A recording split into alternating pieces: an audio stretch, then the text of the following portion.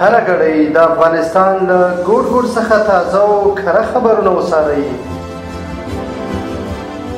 له امنیتي او سیاسي بدلون نیولې تر ټولنیزو، کلتوري او اقتصادي مسایلو پورې موږ یې بې پرې او متوازن تر تاسو رسوو. هره ګړۍ له کندوز راډیو څخه.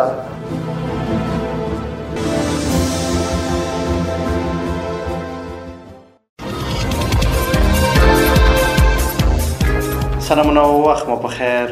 پام راوړم د کندوز راډیو د دې ساعت مهمو وروستۍ خبرونو ته. نن یکشنبه د 23مه نیټه ده چې د 2025م کال د اکتوبر له 19مې نیټې سره سمون لري. روانه خبري غړي درته زه عبدالجلیل احساس وړاندې کوم. خو په پیل کې هم د څو مهمو خبرونو سرټکي. د کورنیو چارو وزارت پاکستان ته خبرداری ورکړی. د بدخشان خطیبانو له منبره د ملي یووالي غږ پورته شو. په کاپیسا کې د 200 میلیون افغانیو پرمختیایي پروژې پیل شوې. ټرمپ پوتین غواړي د اوکراین جګړه پای ته ورسوي. سم بشپړ خبرونه. د کورنیو چارو وزارت پاکستان ته خبرداری ورکړی. د کورنیو چارو وزارت لومړي مرستیال محمد نبی عمري پاکستان ته خبرداری ورکړی چې د تاوتریخوالي دوام دې ودروي او له عقل او زغم څخه دې کار واخلي. هغه ویلي که اسلام آباد له شخړو لاس وانخلي، کړکېچ به د همدې هېواد په زیان تمام شي. عمري ټینګار کړی چې افغانستان د تېرو 40 کلونو جګړو سخت زیانمن کړی او جګړې تل د خلکو اقتصادي ژوند ګډوډ کړی او کورنۍ زغم په ټغر کېنولي دي. نوموړي زیاته کړې چې د پاکستان پوځي رژیم دا کړنې د خپلې خوښې له مخې نه بلکې د ټرمپ په امر ترسره کوي. د بدخشان خطیبانو له منبره د ملي یووالي غږ پورته شو. د بدخشان ولایت د بیلابیلو جماعتونو خطیبانو د جمعې د لمانځه پر مهال د پاکستان وروستي بریدونه په کلکو ټکو وغندل.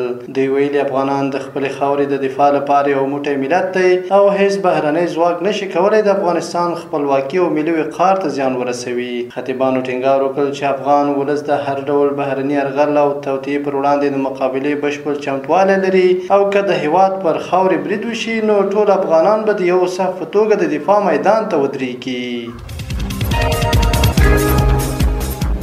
په کاپیسا کې د 200 میلیون افغانیو پرمختیایي پروژې پیل شوې.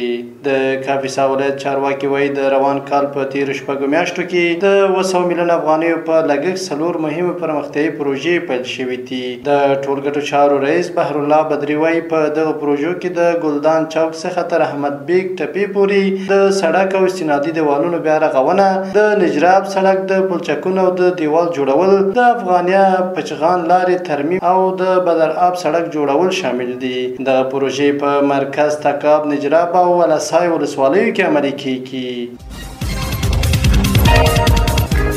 او روسي خبر دا چې ټرمپ پوتین غواړي د اوکراین جګړه پای ته ورسوي. د امریکا پخواني ولسمشر ډونالډ ټرمپ د اوکراین له ولسمشر ولادیمیر زيلنسکي سره په ناسته کې ویلي چې د روسي ولسمشر ولادیمیر پوتین غواړي د اوکراین جګړه ختمه کړي. خو زيلنسکي په ځواب کې ویلي پوتین لا د سولې لپاره چمتو نه دی. دغه څرګندونې د جمعې په ورځ د اکتوبر 18مه د دواړو مشرانو د لیدنې پر مهال شوې دي. دا د دې مهال مهمه وروستي خبرونه. تر بیا ښه وختونه. لوی الله ومل شه.